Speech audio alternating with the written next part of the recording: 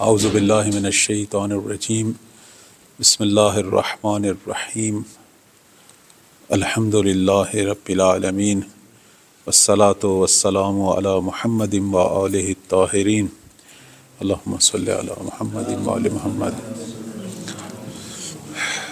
الحمدللہ ہماری گفتگو جو ہے وہ کتاب شریف غیبت نعمانی کے 18ویں باب میں جو ہے وہ داخل ہو گئی۔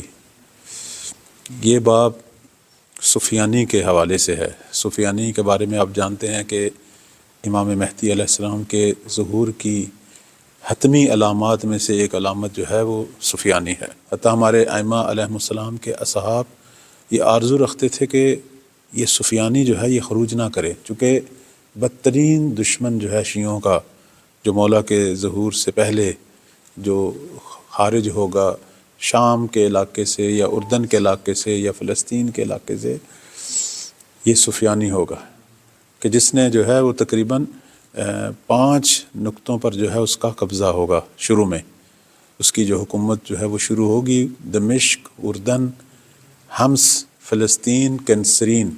اب اس میں 3 نقطے جو ہیں وہ خود سوریہ میں ہیں۔ دمشق، حمص اور کنسرین سوریہ میں ہے۔ اردن ایک علیحدہ ملک ہے، پرانے زمانے میں اردن ایک شہر ہوتا تھا، فلسطین ایک شہر ہوتا تھا، اب یہ ملک ہے۔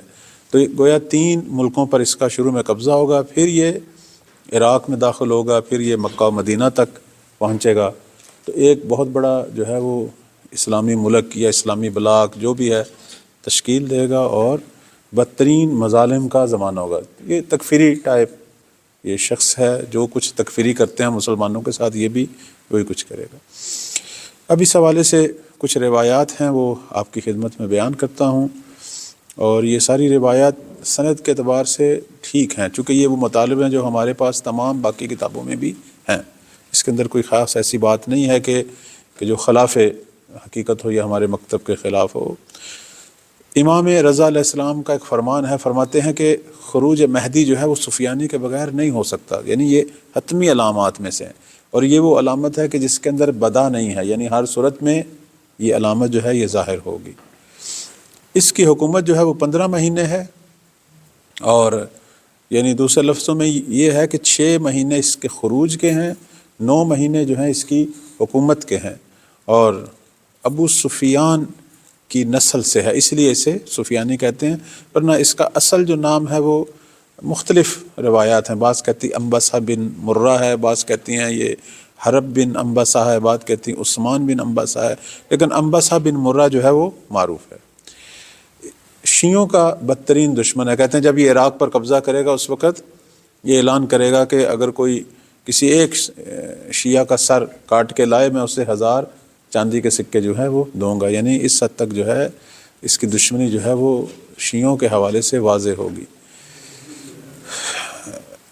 اب چند روایات آپ کی خدمت میں بیان کرتے ہیں، اگر ساتھ ساتھ کوئی مطالب ہیں تو وہ بھی بیان کریں گے۔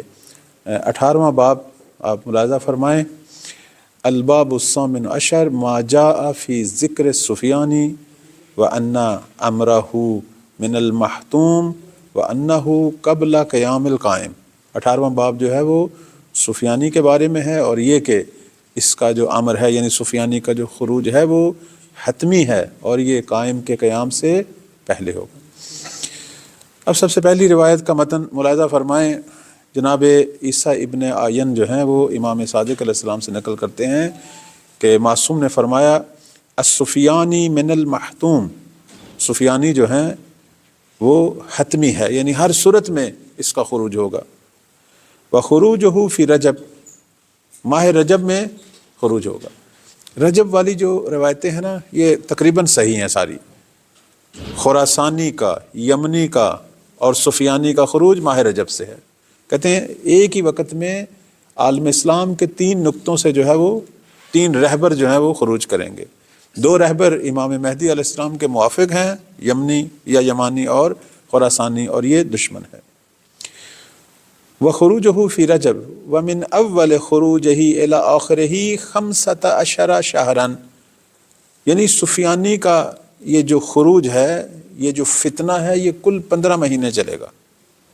آپ کو یاد ہوگا جب یہ داعش نے سوریہ سے کام شروع کیا اور عراق تک آ پہنچے تھے، اس وقت کچھ لوگوں نے کہا یہ سفیانی ہے، یا ابھی اس کے بارے میں بھی کہا جولانی کے بارے میں یہ سفیانی ہے، نہیں، کل سفیانی کا فتنہ 15 مہینے سے زیادہ نہیں چل سکتا، اور اس نے قبضہ کرنا ہے فلسطین تک، اردن تک۔ یہ تو جولانی پر تو الٹا قبضے ہو رہے ہیں، یہ تو اس کی تو شاید حکومت تھوڑے عرصے کی مہمان ہے، بہت جلد شاید ختم ہو جائے۔ فرماتے ہیں کہ ستۃ اشہر جو ہے یقاتل فیہا، 6 مہینے جنگ ہے، سفیانی 6 مہینے جنگ ہے۔ فَإِذَا مَلَكَ الْقُوَرَ الْخَمْسَ مَلَكَ 9 اشہر، جب یہ 5 منطقوں پر قبضہ کر جائے گا تو اس صورت میں یہ 9 ماہ حکومت کرے گا، 9 مہینے حکومت ہیں سفیانی کے۔ وَلَمْ يَزِدْ عَلَيْهَا يَوْمًا، ایک دن کا بھی اضافہ نہیں ہے، 9ویں مہینے یعنی ختم ہوتے ہی سفیانی کا فتنہ ختم ہو جائے گا، یعنی امام زمان علیہ السلام کی سپاہ جو ہیں اس کو ختم کر دیں گے، یہ فتنہ ختم ہو جائے گا۔ یہ تھی پہلی روایت۔ لیکن یہ 9 ماہ جو ہیں یہ کوئی آسان مہینے نہیں ہے، دنیا اسلام پر کیا گزرنی ہے جی، ان کی سپاہ کریں گی۔ سفیانی جو ہے وہ امام زمان کی سپاہ سے ہی ختم ہوگا۔ کہتے ہیں امام زمان جب ظہور کریں گے سفیانی اس وقت ان تمام علاقوں پر قابض ہوگا، عراق پر اس کا قبضہ ہوگا، حجاز پر اس کا قبضہ ہوگا، سوریہ پر، اردن، فلسطین، سب جگہوں پر اس کا قبضہ ہوگا۔ تو اس وقت امام کی جو پہلی مہم ہوگی وہ خود سفیانی کا قبضہ چھڑانا اور اس سے جنگ۔ ہاں جی، بعض والی روایت میں ملاحظہ فرمائیں، اس میں جناب معلّہ ابن خنیس کہتے ہیں کہ سمعت ابا عبداللہ علیہ السلام یقول، کہ میں نے چھٹے مولا سے سنا، فرما رہے تھے کہ من الامر المحتوم، کہ سفیانی کا جو مسئلہ ہے، فرماتے ہیں کہ من الامر المحتوم ومنہ ما لیس بمحتوم ومن المحتوم خروج السفیانی فی رجب، کہ علامات ظہور امام زمان میں سے بعض علامات حتمی ہیں، یعنی ہر صورت میں وہ ظاہر ہوں گی۔ اچھا، اور بعض علامات جو ہیں وہ حتمی نہیں ہیں، جیسے دجال کا خروج کہتے ہیں یہ حتمی نہیں ہے، اگرچہ اہل سنت جو ہیں وہ بہت زیادہ دجال کے بارے میں گفتگو کرتے ہیں، وہ سفیانی کے بارے میں نہیں کرتے، حالانکہ ان کی کتابوں میں سفیانی کی علامت ہے، لیکن وہ دجال کے بارے میں کرتے ہیں۔ اب ہمارا ملک پاکستان جو ہے، چونکہ بالآخر اس میں اہل سنت بھائی زیادہ ہیں، ایک سنی سٹیٹ ہے نا، شیعہ بھی ہیں لیکن کم ہیں، تو ظاہر کلچر ان کا ہے، اور اس میں دجال کا ذکر زیادہ آتا ہے، حالانکہ شیعہ روایات کے اندر دجال کا اتنا ذکر نہیں ہے، اگر ذکر ہے تو وہ اہل سنت کی روایات سے آیا ہے۔ ہم شیعہ یعنی حقیقتاً دجال کے قائل ہی نہیں ہیں، وہ جس طرح کا وہ دجال بتاتے ہیں ہم اس کے قائل نہیں ہیں۔ ہم اگر قائل ہیں تو دجال سے مراد ایک فتنہ لیتے ہیں، ایک کلچر لیتے ہیں، ایک نظام لیتے ہیں، نہ کہ ایک شخص لیتے ہیں۔ جس طرح کا وہ شخص کہتے ہیں کہ اتنا عجیب و غریب ایک شخص، ایسا اس کا گدھا ہوگا اور یہ ہوگا وہ ہوگا، یہ سارے قصے کہانیاں ہیں۔ ہاں، یہ کہاں سے آئے ہیں؟ اسرائیلیات، یہ دنیا مسیحی سے آئے ہیں۔ یہ جب کچھ عیسائی مسلمان ہوئے تو انہوں نے، چونکہ دجال کا ذکر صرف اسلام میں تو نہیں ہے، یہودیوں میں ہے، عیسائیوں میں ہے، تو ان سے یہ ذکر ہماری کتابوں میں آیا، یعنی اصل میں یہ اسلامی موضوع ہی نہیں ہے۔ دجال سے مراد اس طرح کا کوئی شخص نہیں ہے جو وہ بیان کرتے ہیں کہ جس کے پاس بہشت جیسی بھی چیز ہوگی، جہنم جیسی بھی چیز ہوگی، اس کے گدھے کا ہر قدم جو ہے وہ پتہ نہیں 4 میل ہوگا، اس طرح کی مختلف باتیں۔ یہ سب چیزیں جو ہیں یہ خرافات ہیں، افسانے ہیں، ان کے پیچھے کوئی حقیقت نہیں ہے۔ ہاں، ہمارے ائمہ نے فرمایا کہ ایسے لوگ ظاہر ہوں گے جو دین کے نام پر دھوکہ دیں گے۔ دجال دجل سے ہے، ملمہ کار، وہ لوگ جو سونے کی تانبے کے ساتھ ملاوٹ کرتے ہیں اسے عرب میں دجال کہتے تھے، ٹھیک ہے۔ دجال یعنی جو ایک چیز کو دوسری چیز سے ملائے، چونکہ دجال وہی شخص ہے کہ جو دین کو غیر دینی باتوں سے ملائے، لوگوں کو دین کے نام پہ دھوکہ دے۔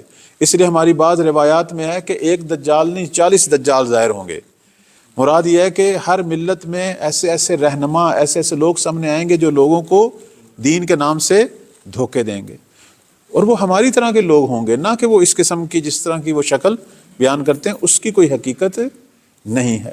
اب دجال کا جو موضوع ہے یہ علامات حتمی میں سے ہے ہی نہیں، غیر حتمی ہے، لیکن اہل سنت برادران اس کو زیادہ ذکر کرتے ہیں، سفیانی کا ذکر نہیں کرتے، اور اس کی ایک وجہ ہے، چونکہ سفیانی بلاخر ان کی بھی روایات میں ہے کہ ابو سفیان کی نسل سے ہے، تو وہ اس اعتبار سے کہ کہیں اور ذکر پہنچ رہی ہوتی ہے، اس اعتبار سے اس کا ذکر نہیں کرتے، چونکہ اس کے اندر بالآخر بنی امیہ کے ایک بزرگ شخص پر ایک حرف آ رہا ہوتا ہے، تو اس اعتبار سے عمدن نہیں ذکر کرتے، ورنہ ان کی کتابوں میں ہے۔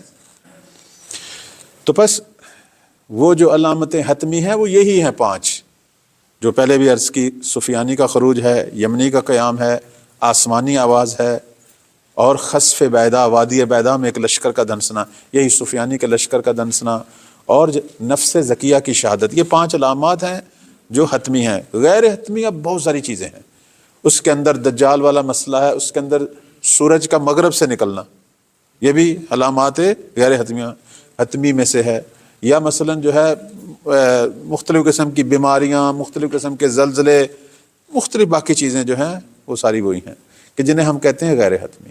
اس لیے آپ دیکھیں اس روایت میں چھٹے مولا فرما رہے ہیں کہ من الامر کہ یہ جو امور ہیں، یعنی قبل از خروج امام مہدی علیہ السلام، ان میں سے بعض، یہاں من تبیزیہ ہے، محتوم، بعض امور جو ہیں وہ حتمی ہیں، وَمِنْهُ مَا لَيْسَ بِمَحْتُومٍ، اور ان میں سے بعض جو ہیں وہ حتمی نہیں ہیں۔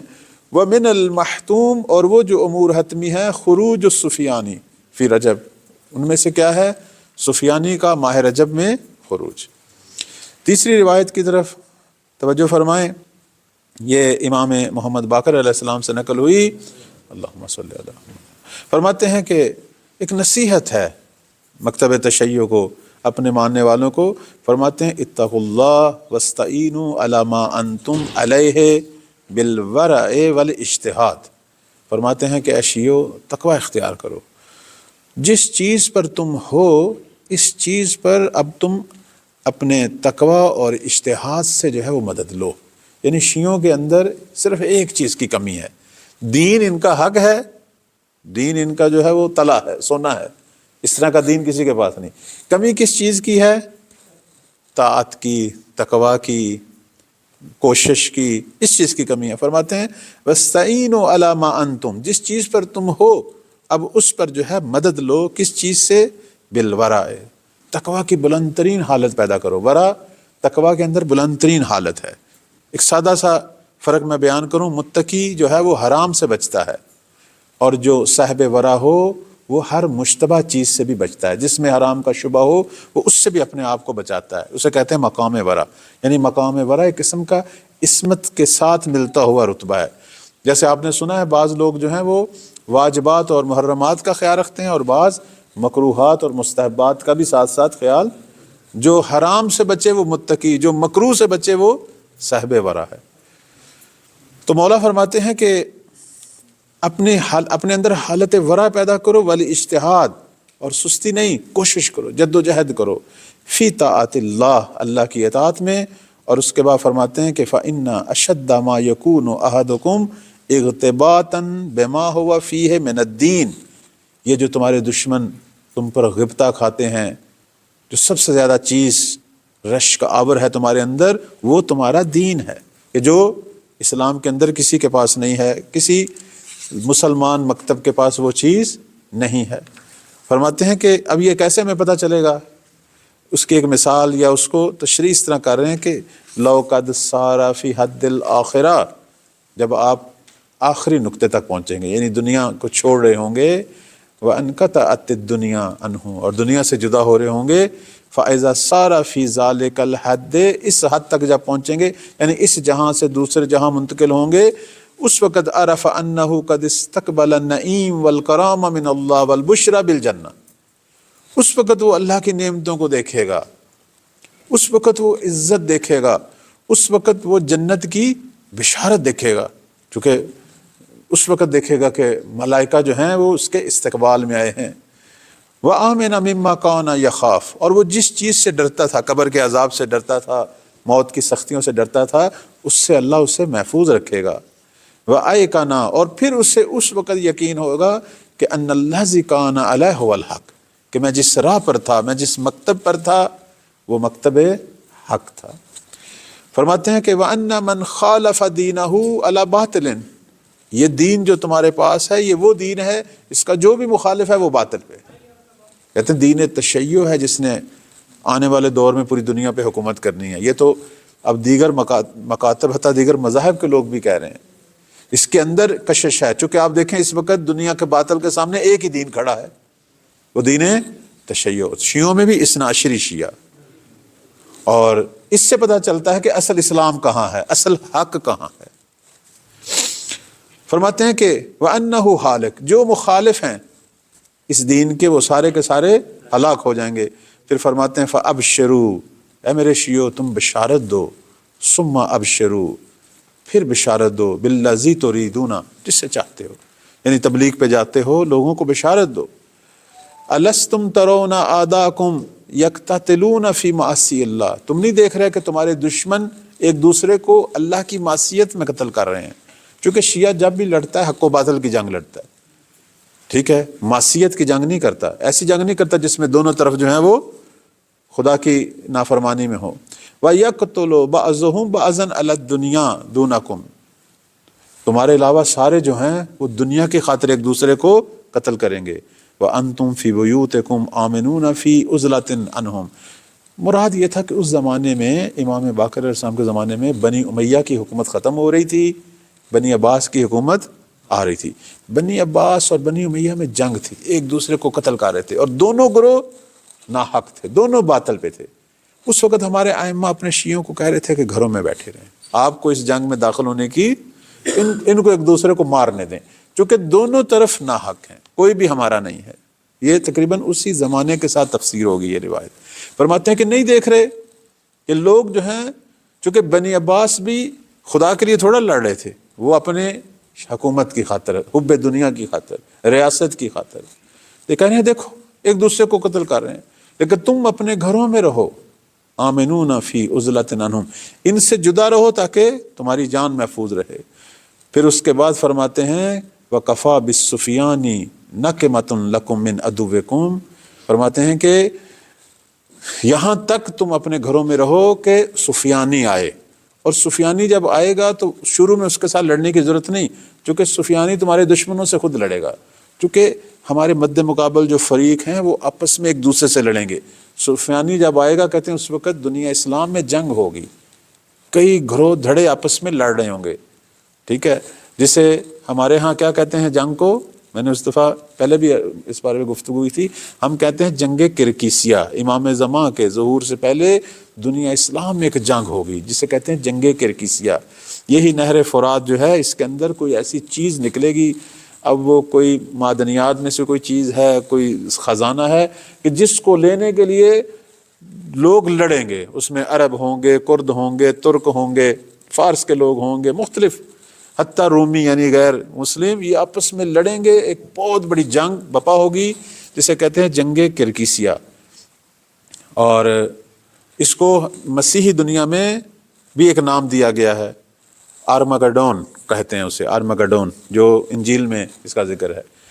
اس جنگ کے اندر کہتے ہیں ہزاروں لاکھوں لوگ قتل ہوں گے، اتنے لوگ قتل ہوں گے کہ دفن کرنے کی مہلت بھی نہیں ہوگی، بلکہ روایات میں آتا ہے کہ ایک دسترخوان بچھے گا انسانی لاشوں کا، اور پھر ملائکہ کہیں گے پرندوں کو، درندوں کے آؤ انہیں کھاؤ، چونکہ اب کوئی دفن تو نہیں کر رہا تاکہ یہ لاشیں جو ہے خراب ہو کے تو پتہ نہیں اور بیماریوں کا باعث نہ بنے گی، درندے اور پرندے جو ہیں ان کو کھائیں گے، لیکن یہ سارے باطل گروہ ہوں گے، ان میں سے کوئی بھی اہل بیت والے، اور اہل بیت نے منع کیا کہ جنگ کرکیسیہ میں آپ نے حصہ نہیں لینا۔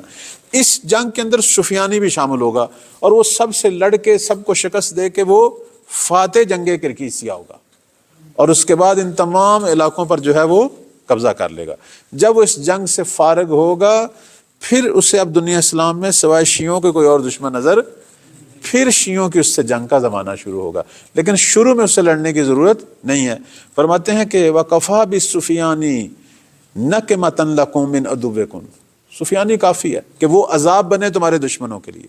وَهُوَ مِنَ الْعَلَامَاتِ لَكُمْ، وہ تمہارے لیے علامات میں سے ہے، مَا أَنَّ الْفَاسِقَ، اگرچہ وہ فاسق ہے، لَوْ قَدْ خَرَجَ، جب بھی سفیانی جو ہے وہ خروج کرے گا، فرماتے ہیں لَمَكَسْتُمْ شَهْرًا أَوْ شَهْرَيْنِ بَعْدَ خُرُوجِهِ، تم نے توقف کرنا ہے 1 مہینہ یا 2 مہینے، اس کے ساتھ کچھ نہیں کرنا چونکہ وہ آپس میں لڑ رہے ہیں۔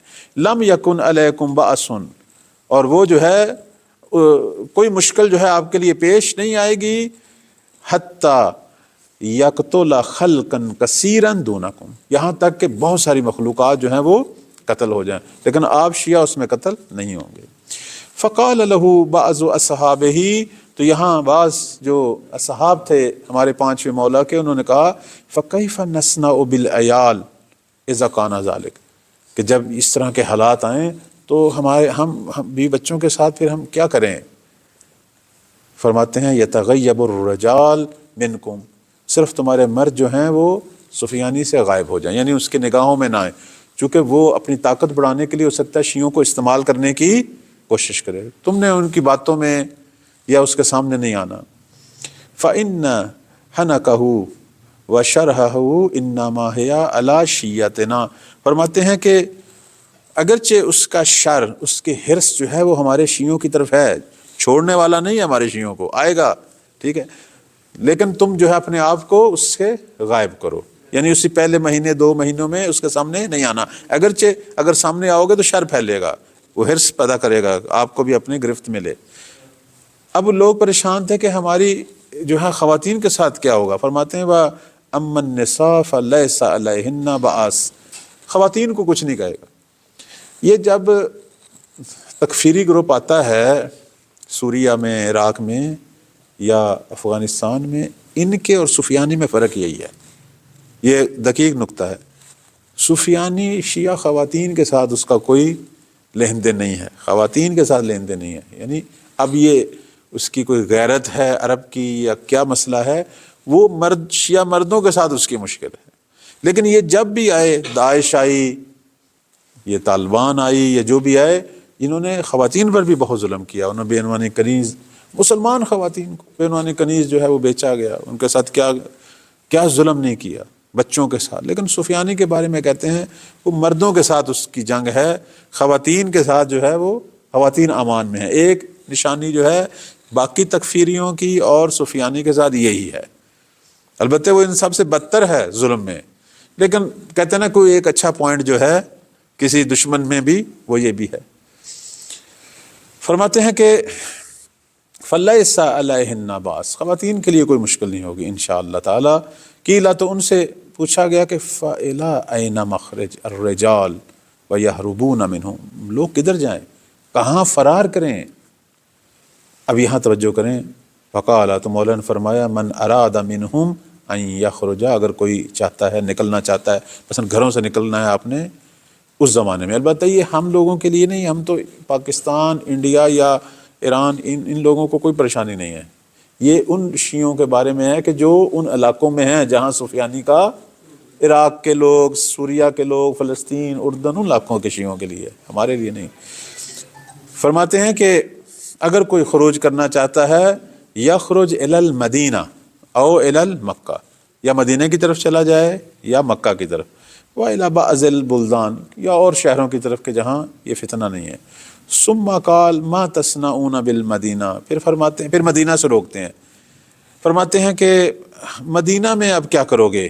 وَإِنَّمَا يَقْصُدُ جَيْشُ الْفَاسِقِ إِلَيْهَا، چونکہ سفیانی کا اس فاسق کا جو لشکر ہے وہ مدینہ کی طرف بھی بڑھے گا۔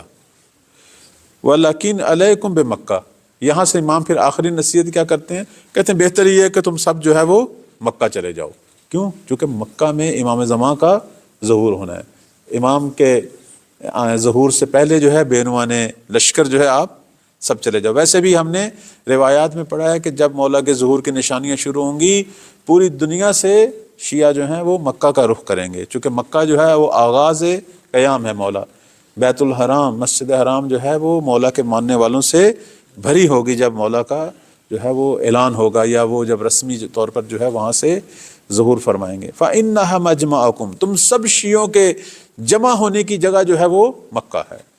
وَإِنَّمَا فِتْنَتُهُ حَمْلُ مَرْأَةٍ 9 أَشْهُرٍ، فرماتے ہیں کہ سفیانی کا فتنہ جو ہے وہ ایک خاتون کی حمل کی مدت ہے، کتنے؟ 9 ماہ۔ وَلَا يَجُوزُهَا انشاءاللہ، اور اس سے زیادہ، یعنی جب مولا ظہور فرمائیں گے سفیانی کا فتنہ 9 ماہ میں ختم ہو جائے گا، یعنی کئی جنگیں ہوں گی، ایسے نہیں ختم ہوگا، چونکہ اس زمانے میں حجاز کے علاقے بھی سارے اس کے اختیار میں ہوں گے۔ مکہ میں پہلی لڑائی ہوگی، پھر مدینہ میں لڑائی ہوگی، پھر عراق کی طرف بڑھتے ہوئے راستے میں جتنی جگہ ہیں ان سب جگہوں پہ سفیانی کے لشکروں سے لڑائی ہوگی۔ پھر جب عراق میں داخل ہونا چاہیں گے، عراق پر اس کا قبضہ ہوگا، تو عراق میں داخل ہونے سے پہلے آخری جنگ ہوگی سفیانی سے، اور اس کے بعد اس جنگ میں شکست کھانے کے بعد پھر یہ لوگ دوڑ جائیں گے فلسطین کی طرف، سوریہ کی طرف۔ امام کی جو فوج ہے وہ عراق میں داخل ہوگی، کوفہ کو اپنا دارالحکومت بنائیں گے، پھر امام حرکت کریں گے فلسطین کی طرف۔ اور یہ جو باقی خطے ہیں جو سفیانی کی طرف سے ہی اس کے بنائے ہوئے حاکموں یا عمرا کی طرف سے جو ہیں ان کے قبضے میں ہوں گے، وہ سارے چھڑائیں گے، اردن کو، سوریہ کو، سارے علاقے جو ہیں وہ آہستہ آہستہ فتح ہوں گے، اور یوں آغاز ہو جائے گا امام زمان کی جو افواج ہیں وہ آگے سے آگے بڑھتی ہوئی مشرق وسطیٰ سے باقی ممالک میں، اور ایسا ایسا پوری زمین پر ان کا کنٹرول ہوتا ہوا۔ اس کو بھی 8 مہینے لگیں گے، بالآخر پوری زمین ان کے اختیار میں آ جائے گی۔ اس کے بعد والی روایت کی طرف توجہ فرمائیں۔ اب یہاں وہی جو خوف ہے تشیع میں، اس کی طرف اشارہ ہے۔ جناب عبد الملک بن عیون کہتے ہیں کہ میں 5ویں مولا کی خدمت میں تھا، فجرا ذکر القائم، تو امام قائم کا ذکر شروع ہو گیا۔ فقلت لہ، میں نے مولا کی خدمت میں عرض کیا کہ ارجو، میں امیدوار ہوں کہ ان یکون عاجلا، کہ مہدی کا ظہور جلد ہو، ولا یکون سفیانی، لیکن سفیانی نہ آئے، چونکہ سفیانی کے مظالم جب سنے کہ وہ کس قدر سفاک ہوگا اور بے رحم ہوگا، تو کہتا ہے مجھے امید ہے کہ اللہ کرے یہ نہ آئے۔ فقال، تو امام نے فرمایا لا واللہ، نہیں خدا کی قسم، انہ لمن المحتوم، سفیانی کا خروج امر حتمی ہے، الذی، یہ ان چیزوں میں سے ہے کہ لا بد منہ، کہ جو ہر صورت میں ہو کے رہیں گی۔ 5ویں روایت، اور اس کے بعد ہم اپنی گفتگو ختم کرتے ہیں۔ 5ویں روایت میں توجہ فرمائیے، یہ بھی ہمارے 5ویں مولا کی طرف سے ہے، جناب حمران ابن عین یہ نقل کرتے ہیں کہ یہ جو آیہ مجیدہ ہے کہ ثم قضا اجلا و اجل مسمی عنده، یہ آیہ مجیدہ ہے کہ پھر اللہ تعالیٰ کی طرف سے اجل جو ہے اس کا فیصلہ ہوا، اور اجل مسمی خدا کے پاس ہے۔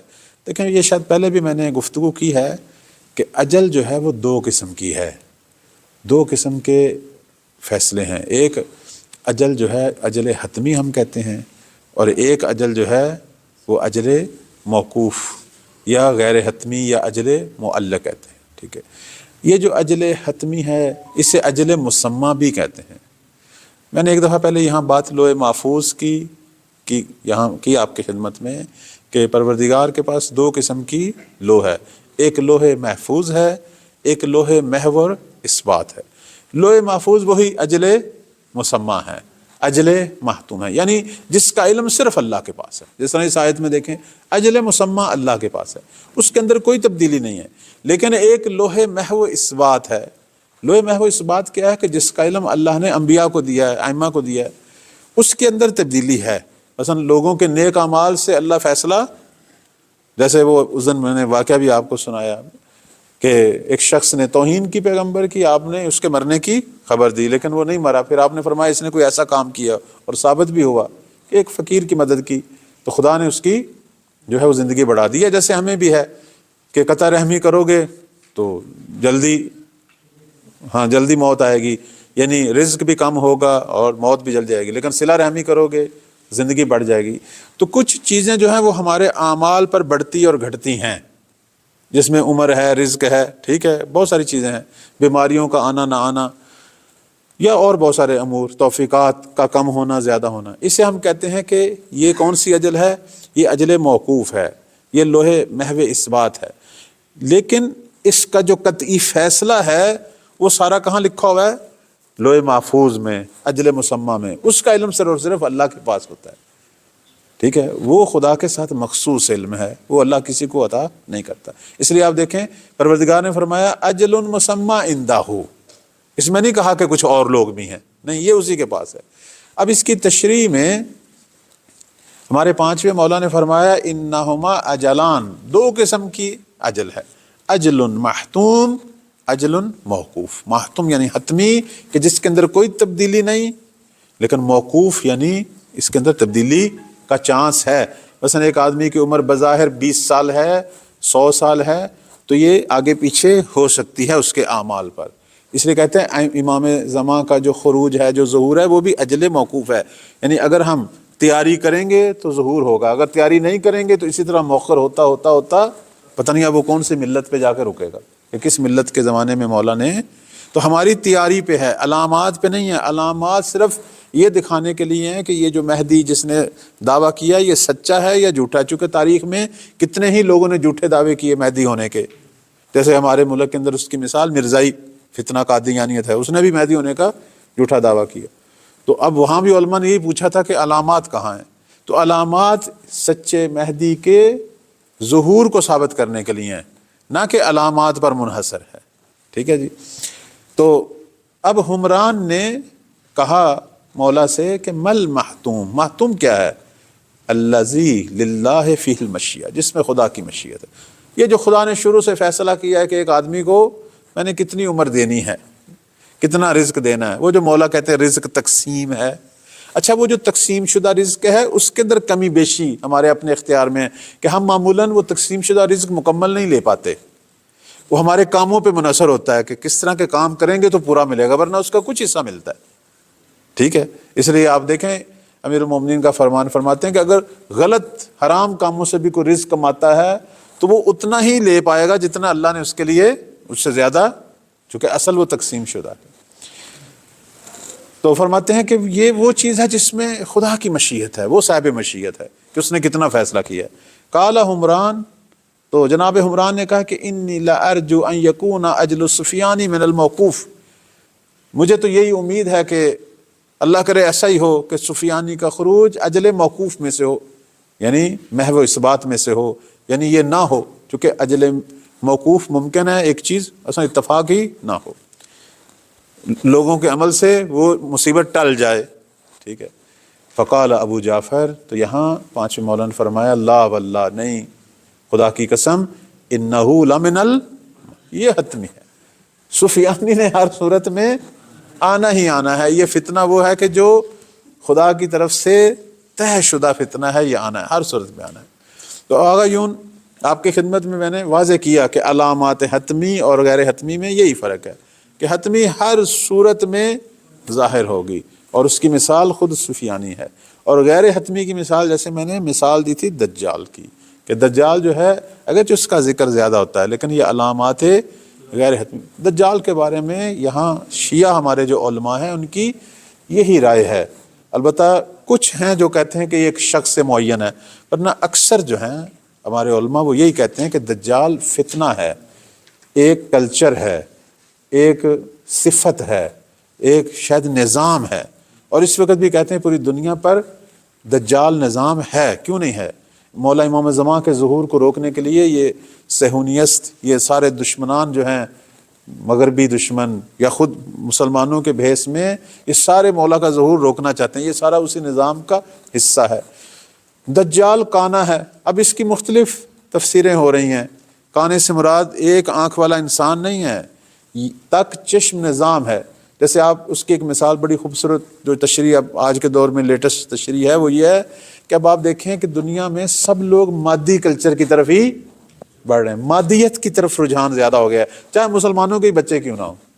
تو یہ جو مادیت کی طرف رجحان، یعنی مادی نگری، مادی نگاہ، مادیت کی طرف رجحان، یہ ایک وہی ایک چشم ہے. پہلے لوگ دو جنبے رکھتے تھے بھئی، روحانیت بھی ہوتی تھی، مادیت بھی ہوتی تھی، معنویت بھی ہوتی تھی، مادیت.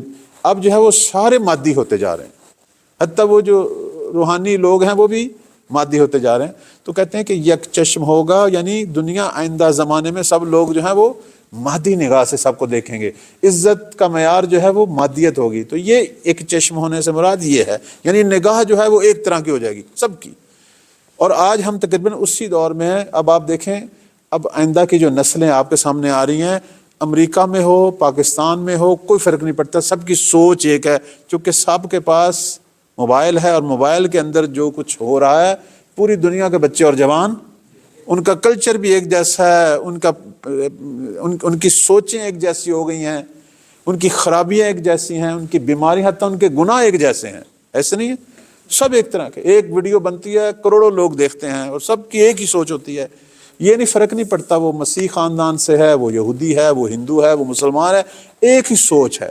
مال پرستی ہے تو سب میں ہے، ٹھیک ہے، غلط خواہشات ہیں تو ایک جیسی ہیں اور سب میں ہے، بیماریاں ایک جیسی ہیں، سوچیں ایک جیسی ہیں۔ یہ وہی چیز ہے جو دجال دنیا کو یک چشم کر دے گا، یعنی ایک نگاہ والا کر دے گا، اور یہ چیز امام زمان علیہ السلام کے مد مقابل ہے۔ امام جب آئیں گے تو وہ دنیا کو دوبارہ دو چشم کریں گے، یعنی مادیت بھی ہے اور ساتھ روحانیت بھی ہے، معنویت بھی ہے، دو جنبے انسان کے جو ہیں دونوں کی طرف توجہ دلائیں گے اور معنویت میں زیادہ کام کریں گے، چونکہ مادیت میں دنیا بہت بڑھ چکی ہوگی، معنویت سے خالی ہوگی۔ تو اب ہمارے علماء اس کی یہ تشریح کرتے ہیں کہ یہاں مراد یہ ہے، تک چشم ہونے سے مراد یہ ہے، نہ کہ کوئی ایک انسان ہے کہ جس کے پیشانے کے وسط میں ایک آنکھ اور یہ باقی ساری ویڈیو کلپ یہ سارے بنائے ہوئے ہیں، ان کی کوئی پیچھے حقیقت نہیں ہے۔ ہر چوتھے دن کہتے ہیں جی فلاں جگہ ایک بچہ پیدا ہو گیا، اس طرح کا اس طرح کا، ان چیزوں کی کوئی حقیقت نہیں ہے۔ اصل میں یہ انسان ایسا ہو ہی نہیں سکتا، اللہ نے حضرت آدم سے لے کر اب تک انسان دو چشم بنائے ہیں، اگر کوئی ایک چشم ہے تو اس کی ایک طرف کی آنکھ خراب ہوگی، نہ کہ چشم درمیان میں آ گئی ہے۔ یہ ساری باتیں جو ہیں یہ قصے کہانیاں اور خرافات ہیں۔ اللہ تعالی ہم سب کو توفیق دے کہ انشاءاللہ ان ابحاث سے ہمیں امام زمان علیہ السلام کی معرفت حاصل ہو اور مولا کی طرف توجہ حاصل ہو، ان کی محبت حاصل ہو، اور ہم سب خدمت گزار بنیں اپنے زمانے کے امام کے۔ وصلی اللہ علی محمد و آلہ الطاہرین۔